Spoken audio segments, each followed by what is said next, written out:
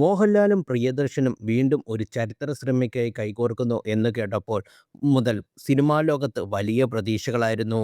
കാലാപാനി പോലൊരു ദൃശ്യവിസ്മയം സമ്മാനിച്ച ഈ കൂട്ടുകെട്ടിൽ നിന്ന് മറ്റൊരു ഇതിഹാസ ചിത്രം ആരാധകർ സ്വപ്നം കണ്ടു.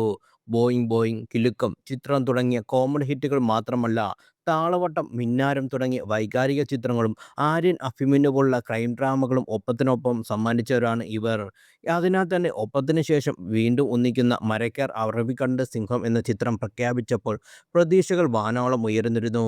സാമൂതിരി രാജവംശന്റെ നാവികപ്പടത്തലവനായിരുന്ന കുഞ്ഞാലി മരയ്ക്കാർ നാലാമന്റെ കഥയാണ് ചിത്രം പറഞ്ഞത്. ആന്റണി പെരുമ്പാവൂർ നിർമ്മിച്ച ഈ ചിത്രത്തിൽ പ്രണവ് മോഹൻലാൽ, അർജുൻ, സുനിൽ ഷെട്ടി, മഞ്ജു വാര്യർ തുടങ്ങി വൻ താരനിര തന്നെ അണിനിരന്നു. സാബു സിറിൽ, തിരു, സിദ്ധാർത്ഥ് പ്രിയദർശൻ തുടങ്ങിയ പ്രതിഭകൾ സാങ്കേതിക വിഭാഗം കൈകാര്യം ചെയ്തു.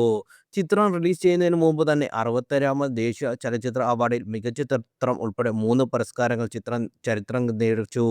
കോവിഡ് പ്രതിസന്ധിക്ക് ശേഷം 2021 ഡിസംബർ 2-ന് വലിയ ആഘോഷത്തോടെയാണ് ചിത്രം തിയേറ്ററിലെത്തിയത്. റിലീസിന് മുമ്പ് ചിത്രം 100 കോടി ക്ലബ്ബിൽ ഇടം പിടിച്ചതായി നിർമ്മാതാക്കൾ അവകാശപ്പെട്ടിരുന്നു.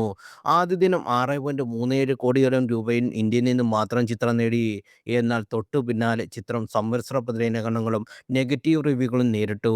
ഏകദേശം 100 കോടി രൂപ ചെലവിൽ നിർമ്മിച്ച അക്കാലത്തെ ഏറ്റവും ചിലവേറിയ ഈ മലയാള ചിത്രം ലോകമെമ്പാടുമുള്ള ഏകദേശം 45.4 കോടി രൂപ മാത്രമാണ് കളക്ട് ചെയ്തത്.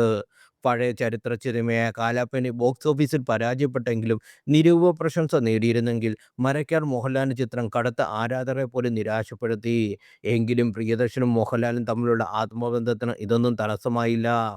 പ്രിയദർശന്റെ 100ാമത്തെ ചിത്രത്തോടെ ഈ കൂട്ടുകെട്ട് വീണ്ടും ഒന്നിക്കാൻ ഒരുങ്ങിയാണ്. ഇതിനുശേഷം താൻ സിനിമാ രംഗത്ത് നിന്ന് വിരമിച്ചേക്കാം എന്ന സൂചനയും പ്രിയദർശൻ മുമ്പ് നൽകിയിട്ടുണ്ട്.